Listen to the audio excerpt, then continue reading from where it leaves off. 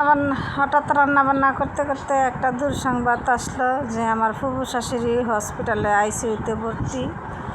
আইসিইউতে নিয়ে গেছে। ফুফু শাশুড়ি অনেক দিন ধরে অসুস্থ, তো আমার শাশুড়ি যায় নাই, দেখতে যাবে। আমারও যাওয়ার কথা ছিল, যে কোনো একটা কারণে আমি আর যাব না। আর কারণটা বলতে কি, আমার মেয়ের এক্সাম চলতেছে, সেই জন্য আর যাই নাই আমি। আমার শাশুড়ি আর আমার জেঠি শাশুড়ি আর আমার ছেলে গেছে, তিনজনে গেছে। তা আম্মা কাইটা কুটা দিয়ে গেছে। আজকে লতি দিয়ে দুপুরের জন্য চিংড়ি মাছ দিয়ে রান্না করব। ওই যে এখানে ছোট চিংড়ি মাছ আছে, ওই চিংড়ি মাছ দিয়ে লতি দিয়ে রান্না করব। আর কাঁঠালের বিচি দিব সাথে। এইভাবে কাঁঠালের বিচি দিয়ে লতি খেতে খুবই ভালো লাগে, সেই জন্য আমি কাঁঠালের বিচি দিয়ে লতি দিয়ে রান্না করব। এখানে বেশি কিছু মশলা দিব না, শুধু কাঁচামরিচ দিব আর সামান্য একটু শুকনো মরিচের গুঁড়া দিব আর লবণ আর হলুদ। আর এখানে যে মেইন হয়েছে চিংড়ি মাছের এই যে খোসা বাটা। এই চিংড়ি মাছের খোসা বাটাটা দিলে লতি কালারটা খুব সুন্দর আসে, আবার লতি রান্নাটাও খুব মজা হয়। সেই জন্য আমি সবসময় কী করি, পুঁই শাক রান্না করলে আর এই লতি রান্না করলে এই চিংড়ি মাছের খোসাটা বাইটা দেওয়ার চেষ্টা করি।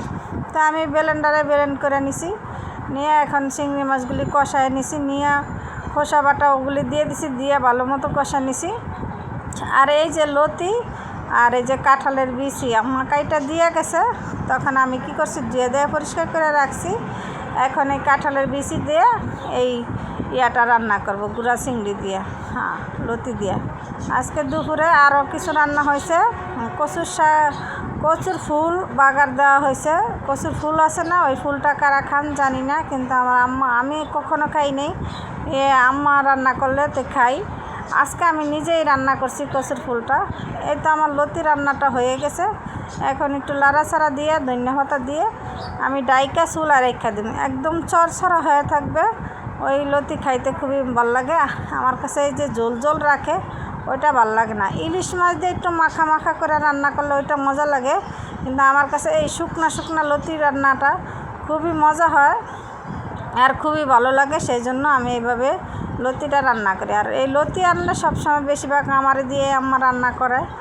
আমার হাতের লতিটা নাকি খুবই মজা হয়, সেই জন্য লতিটা, নিজের প্রশংসা নিজে করা ভালো না, তারপর আমি নিজে এই প্রশংসা করতেছি লতি রান্নাটা। এই তো আমার লতি রান্নাটা হয়ে গেছে, এখন ডেকে আমি দিয়ে দিব। সবাই ভালো থাকবেন, সুস্থ থাকবেন, আমাদের জন্য দোয়া করুন। কে কোথা থেকে ভিডিও দেখেন সবাই কমেন্টে জানাবেন। আসসালামু আলাইকুম।